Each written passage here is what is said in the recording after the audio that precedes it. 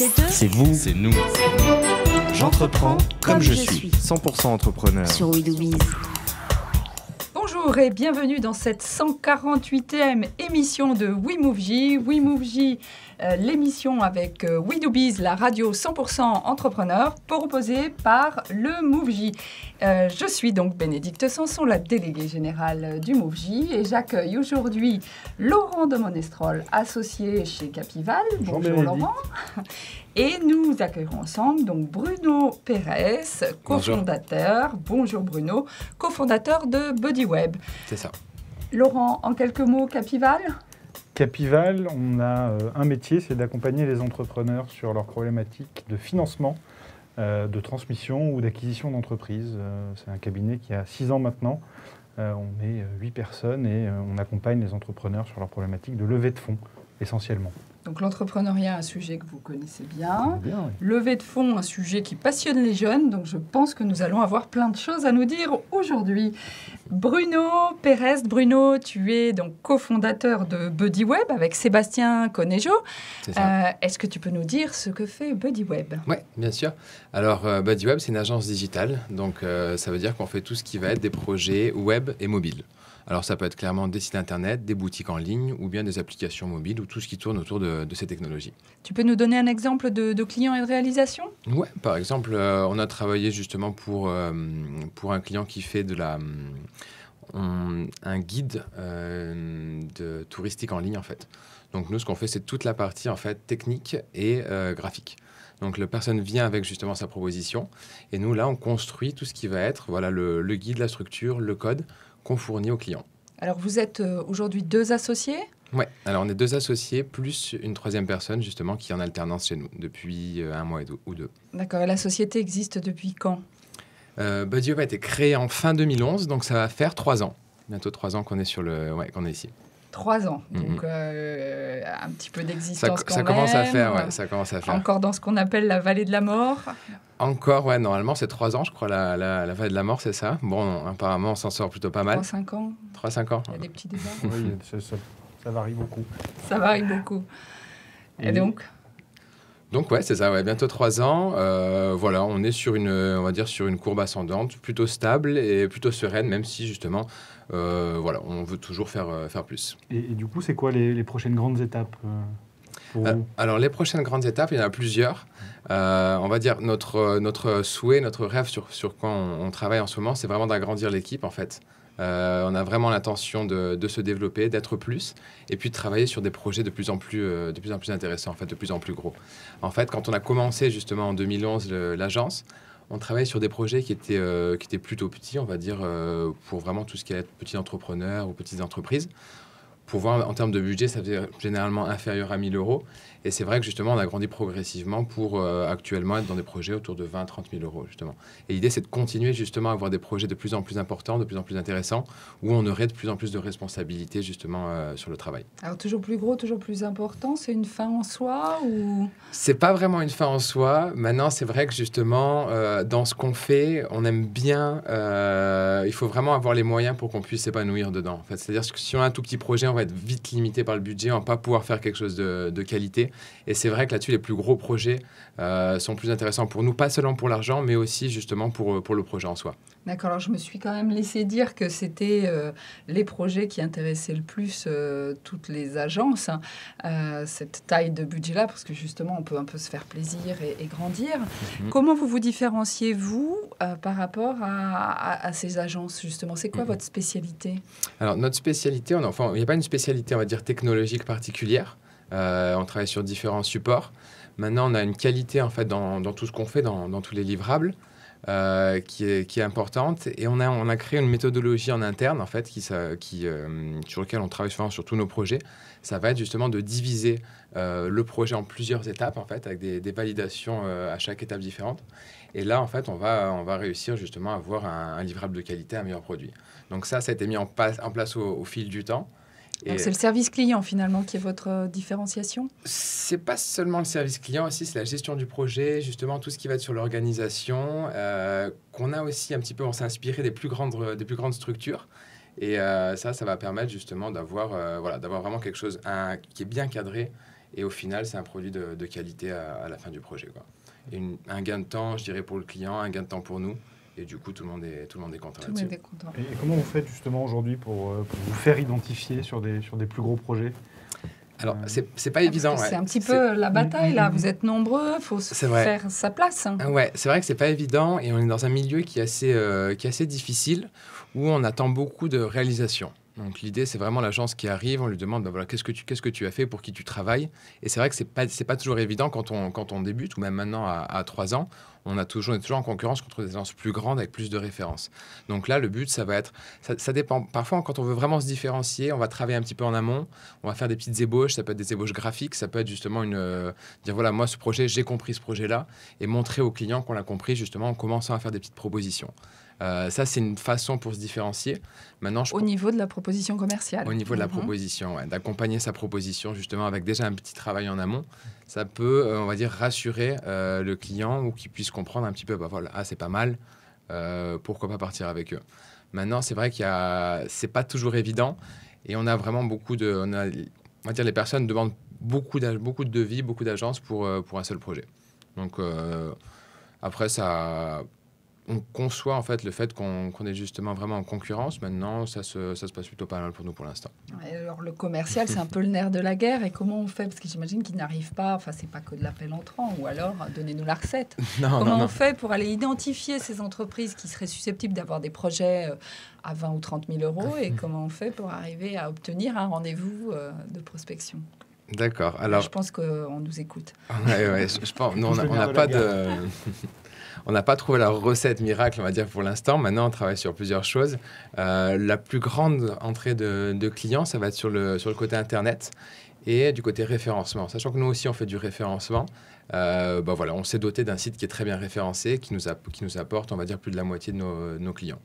Donc ça, c'est une porte d'entrée. Donc, c'est quand même de l'appel entrant.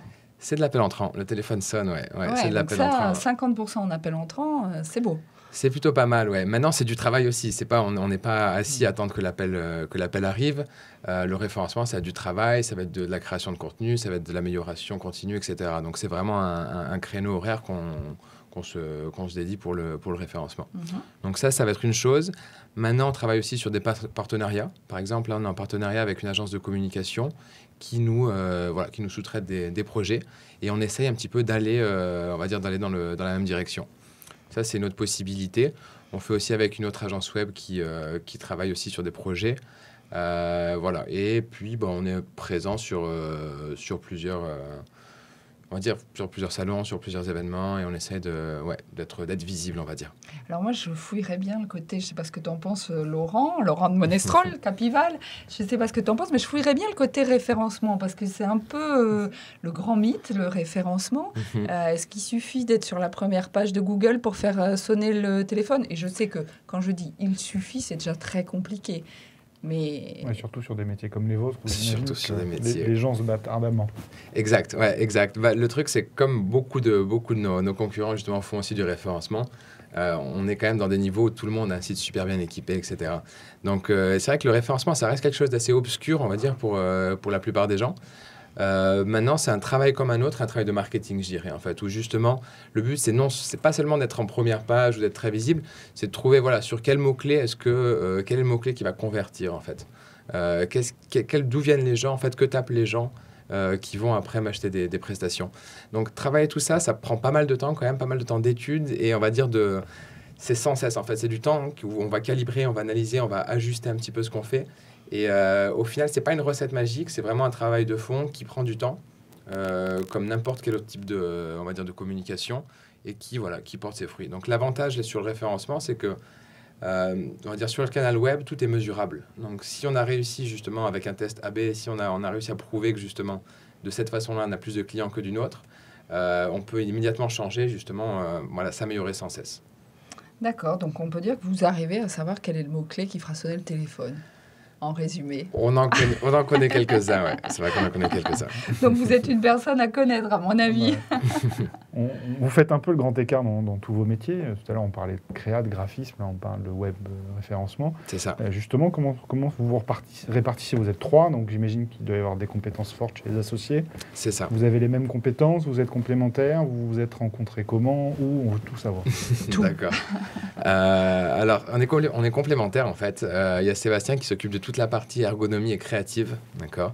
Donc, c'est lui qui va être vraiment l'artiste de l'entreprise. Et moi, je m'occupe de toute la partie qui va être technique, donc développement et référencement. En fait, on a commencé, alors il y a pas mal de temps, on a commencé justement à faire des petits sites internet, en fait, de chacun dans son coin. Vraiment comme passion, en fait, c'est-à-dire faire un site pour un ami, etc. Et puis, au fur et à mesure, on avait des demandes on va dire de plus en plus importantes, même si ça restait très modeste. Et puis on s'est dit pourquoi pas justement travailler ensemble. Donc c'était vraiment sur le temps libre. Et au bout d'un moment, on s'est quand même demandé pourquoi est-ce qu'on ferait pas ça de notre métier, en fait, vu que c'est vraiment ce qu'on aimait faire. Et on commençait justement à avoir de l'expérience dedans. Donc à partir de ça, on a commencé à se poser des questions, à se renseigner un petit peu sur l'entrepreneuriat. Et Bodyweb est né en 2011. Donc on est vraiment monté on va dire, de tout petits projets. Après l'immatriculation d'entreprise, on partait sur des projets qui étaient aussi assez petits et progressivement, en fait, monter sur des choses de plus en plus intéressantes, de plus en plus volumineux.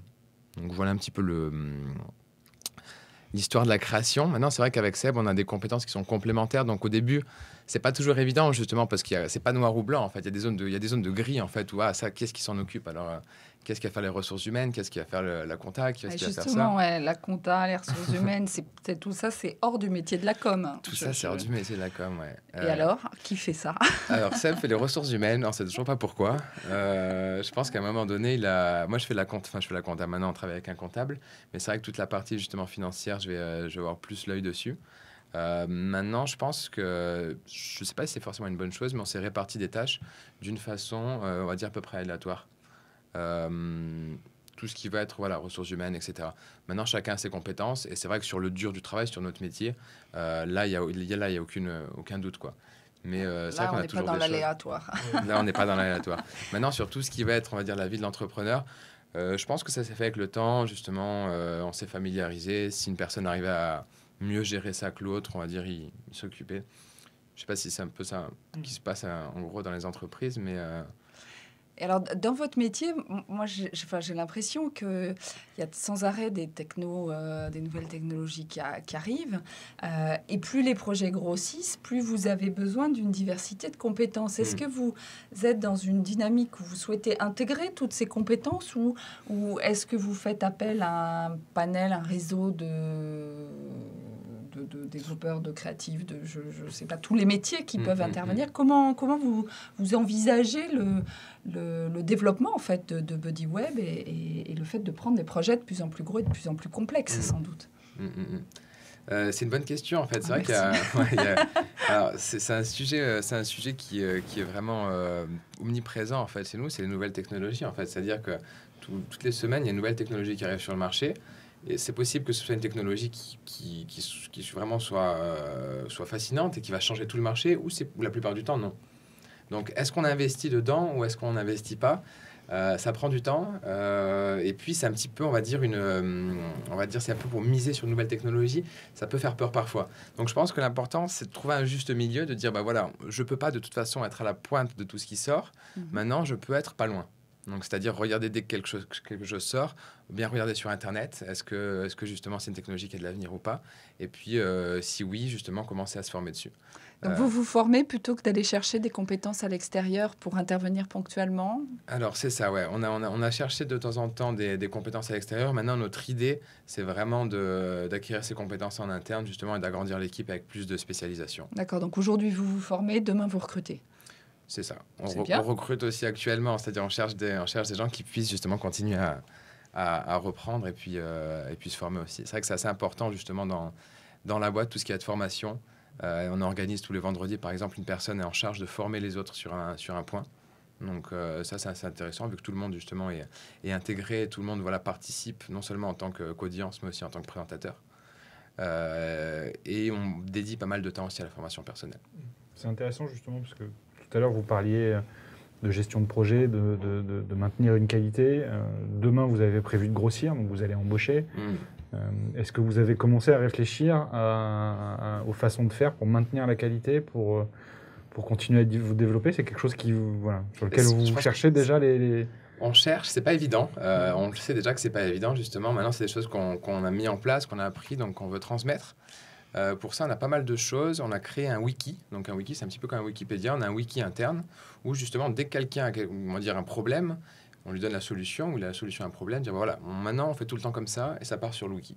Donc, sur notre wiki, on peut voir, justement, comment est-ce que je dois faire ça. Sur le wiki, il y a écrit, justement, la solution.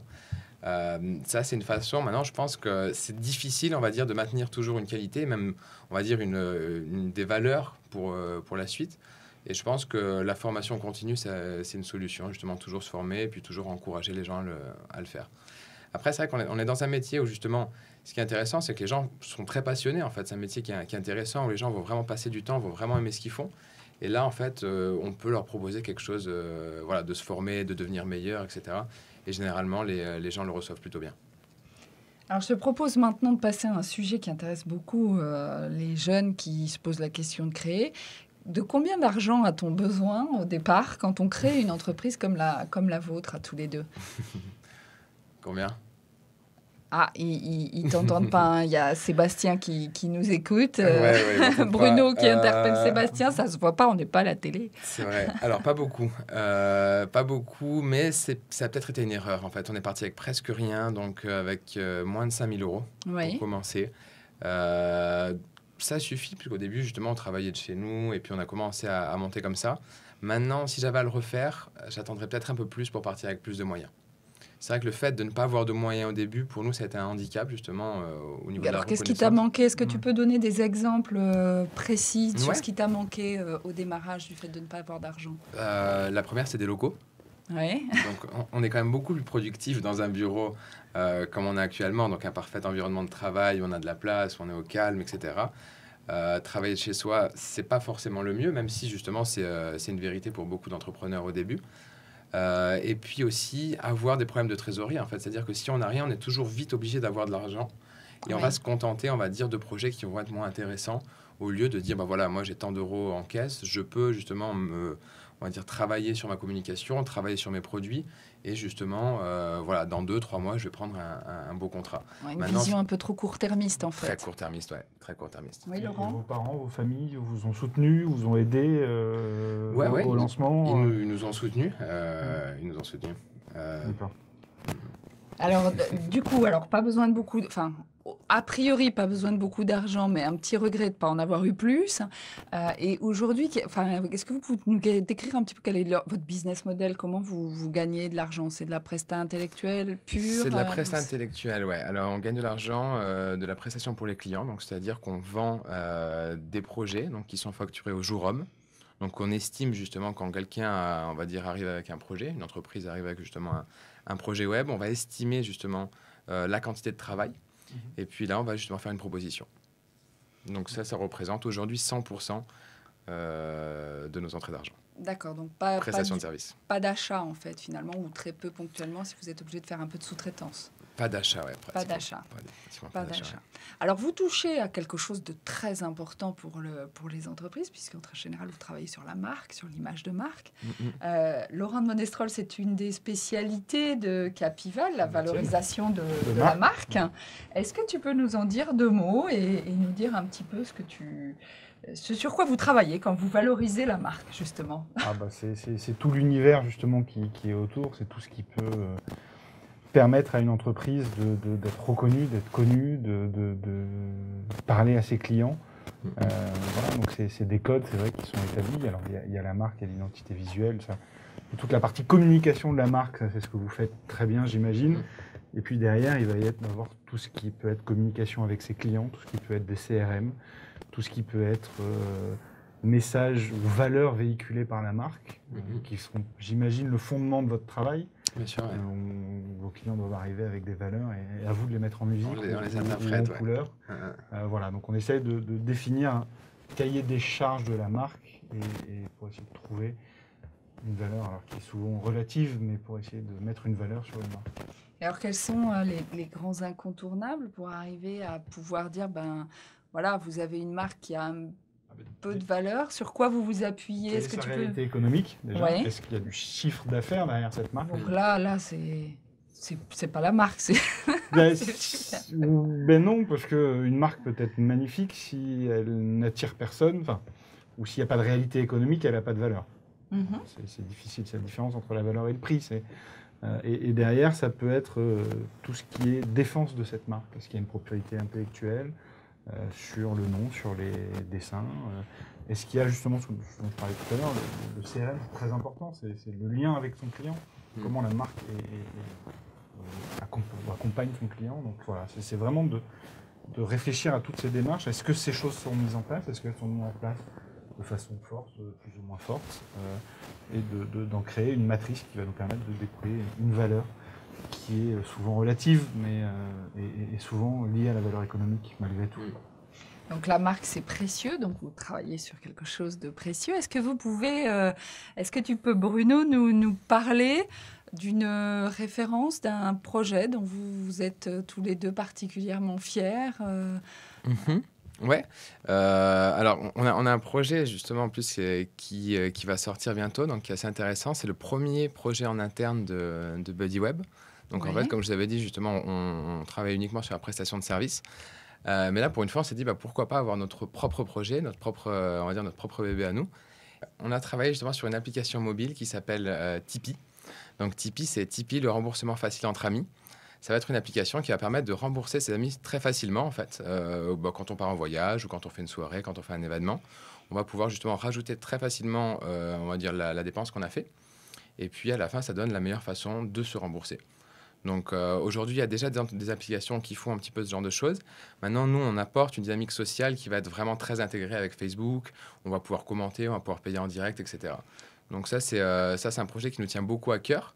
Et puis aussi, je pense que le fait de travailler, même si, on va dire, c'est pas dans le business model, c'est pas quelque chose qui va nous rémunérer, tout du moins dans l'immédiat, je pense que c'est très fédérateur pour l'équipe, voilà, d'avoir travaillé sur un projet où, pour une fois, on peut choisir tout ce qu'on veut, on est vraiment libre de travailler sur un plan créatif, sur un plan technique, sur les technologies qui nous font plaisir. D'accord, donc Tipeee, le bébé de BuddyWeb. Tu voulais dire quelque chose, Laurent? Technologique, c'est quelque chose que vous montrez à vos clients Ouais, aussi, en partie. C'est donc en partie pour le montrer à nos clients, donc pour dire on fait des trucs qui sont cool quand même, d'avoir une application sympa, mais aussi de former un petit peu toute l'équipe sur un projet, et puis tout simplement parce qu'on aime bien ça. En fait, on a vraiment envie de travailler sur un projet en commun, et on a fait des votes pour voir quel va être le projet de BuddyWeb.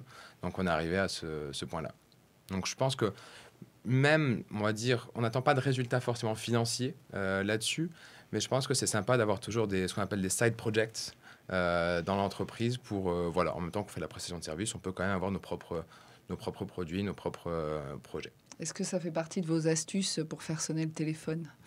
Alors, pas forcément, parce qu'elle n'est pas encore sortie, donc il y a pas mal de gens qui ignorent encore l'application, mais par la suite, pourquoi pas. Donc, est-ce que justement Tipeee peut être un levier pour BuddyWeb?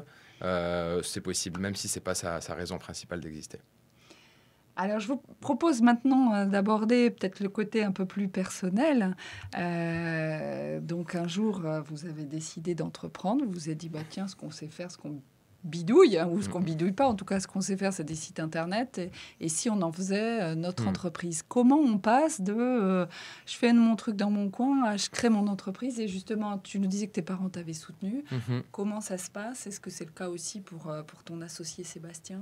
Comment ça se passe? C'est ce moment de passer à l'acte. Ouais, c'est première fois. C'est pas évident. Ouais. C'est un moment, je me souviens, qui était assez difficile pour nous, vu qu'on faisait ça justement en plus du travail. Donc, on avait vraiment, on va dire, une double vie. Donc, tous les deux un job salarié avant de vous lancer. C'est ça, ouais, c'est ça. Et puis, progressivement, justement, on a mis ça de côté pour se lancer là-dedans. Je pense qu'il s'est passé à peu près entre peut-être 6 et 9 mois du moment où on a dit c'est bon, on se lance, jusqu'à l'immatriculation. Donc, il y avait vraiment pas mal de réflexions là sur quoi on voulait faire, comment est-ce qu'on allait se placer, etc. Et puis, finalement, je pense que c'est la partie qui est peut-être la plus difficile. Entre celle-ci et la première année, on va dire, c'est peut-être le plus difficile pour nous. Parce que, justement, on donne beaucoup et on reçoit très peu, en fait. C'est le moment où, justement, on va vraiment travailler, on va vraiment se déchirer. Mais au final, il y a très peu de reconnaissance et très peu de retour financier, on va dire. Donc, c'est les points un petit peu les plus durs. Et puis, Il faut y croire, il faut de l'endurance. Je pense qu'il faut y croire. Je pense qu'il faut de l'endurance. C'est vrai que nous, on est passé par l'ADI aussi, donc, avec lequel on a fait le processus Créa Jeune, qui nous ont formés justement pendant... alors, c'était 2 mois intensifs de formation. Et on salue l'ADI, d'ailleurs. Demain, on a un comité de sélection et avec un programme du conseil régional. Et donc, dans le cadre de ce programme Créa Jeune, ensuite, ils peuvent avoir du mentorat au MoveJ. Voilà, mais je te laisse continuer. D'accord, ouais. C'est cool. En plus, l'ADI et le MoveJ, justement, je pense qu'il y a pas mal de choses en commun. C'est vrai que nous, ça nous a beaucoup avancé, justement, d'avoir fait Créa Jeune. En fait, en gros, c'est justement comme une mini-école, on va dire. On a pendant 2 mois, on va là-bas et on a des chefs d'entreprise qui vont nous apprendre, qui vont nous challenger notre business plan et vraiment nous mettre dans le bain. Donc, c'est très bien pour avoir des bonnes bases sur on va dire, la vie d'entrepreneur. Vous vous souvenez justement du déclic, du moment où vous vous êtes dit ok, on fait ça, on y va pas, et du moment où on se dit bon, allez, on y va et on se jette à l'eau. Est-ce qu'on a mal au ventre ce jour-là? Mais pour vous dire, je crois que ça se fait naturellement. Non, je crois que c'est naturellement. En fait, il n'y a pas vraiment eu de déclic tel jour. Ça a été progressif, en fait. Ça a été étalé progressivement. Et du dire, bon, pourquoi on ne le ferait pas jusqu'à on le fait, je pense que ça a été progressif. En fait, il n'y a pas eu de grands sauts. En tout cas, pas cette sensation de grand saut. Alors moi, je voudrais revenir sur un point qui est très important. En France, on dit souvent, on n'aide pas les entrepreneurs, etc. Vous avez dit que tous les deux, vous étiez salariés. Est-ce que vous avez pu bénéficier d'un soutien Pôle emploi permet de toucher des indemnités. Exact. Est-ce que vous avez pu bénéficier de ça? Parce qu'il faut le savoir, en France, on aide la création d'entreprises. C'est ça, ouais. Alors, il y a pas mal de choses, donc notamment le processus ACRE, en fait, qui permet de garder le chômage, en fait, une fois qu'on a créé son entreprise. Donc, alors, il me semble qu'il y a quand même des restrictions. Je crois que c'est 75% du chômage, en fait. Donc, on peut être à la fois chômeur et chef d'entreprise. D'accord ? Donc, c'est possible. Il faut bien sûr ne pas avoir, on va dire, il y a des réglementations. C'est-à-dire que si on ne peut pas se rémunérer comme on veut avec l'entreprise pour toucher le chômage. Mais c'est possible d'avoir les deux et puis on en a bénéficié, en fait, au début. Et alors finalement, est-ce qu'il y a un moment où vous vous êtes dit, mais peut-être qu'on est trop jeune parce que vous aviez quel âge quand vous avez créé 25 ans, c'est ça? 25 ans, ouais. Est-ce que vous vous êtes dit, on est trop jeune, autant capitaliser un peu, faire des économies, on se lancera plus tard? Qu'est-ce qui a fait que vous aviez eu un peu cette urgence de créer tout de suite maintenant? De créer je pense que pour moi, c'était une évidence, en fait. Ça faisait plusieurs années que je savais que j'allais créer une entreprise, je ne savais peut-être pas quand. Et puis après, on va dire, c'est des circonstances qui faisaient qu'on était libre à un moment donné et qu'on s'est dit, pourquoi pas justement tenter le coup. Je pense qu'il n'y a pas vraiment, on va dire, de choses à perdre, on va dire, même si on passe des mauvais moments quand ça se passe mal. L'expérience est toujours bonne dans tous les cas. Et puis aujourd'hui, je pense que c'est de mieux en mieux, enfin c'est vous qui me direz, mais je pense que c'est de mieux en mieux reconnu justement d'avoir un passé d'entrepreneur, même si ça ne s'est pas très bien déroulé. Futur. Et autour de vous, ça a été quoi la réaction des gens quand vous avez dit on se lance, on y va, on a un super projet? Les gens ont adhéré, vous ont dit vous êtes fous, c'est la crise, il ne faut pas y aller. Je pense qu'il y a un peu des deux, en fait. Il y a pas mal de gens qui disent c'est cool, allez-y. Et puis après, c'est vrai qu'autour de nous, ça servait un petit peu notre entourage pour tester des idées, tester des trucs, voir si justement ça pouvait convenir ou pas. Donc je pense qu'au final, il y a eu plus d'aide. On a eu plusieurs amis justement qui nous ont vraiment aidés même dans nos démarches. On va dire, je me souviens d'un ami qui nous a aidé sur le point commercial, en fait, dans les premiers pas, qui était là sur nous à faire de la prospection, etc. Donc, c'est très positif, en fait, dans l'ensemble, dans l'entourage. Alors, tu nous as dit que tu avais été accompagné, que vous aviez tous les deux été accompagnés au départ par l'ADI. Vous êtes ensuite venu chercher le soutien du MoveJ avec un mentorat. Ça a été un petit peu long, ça y est, vous avez votre mentor. Qu'est-ce que vous attendez justement d'un soutien comme celui d'un mentor?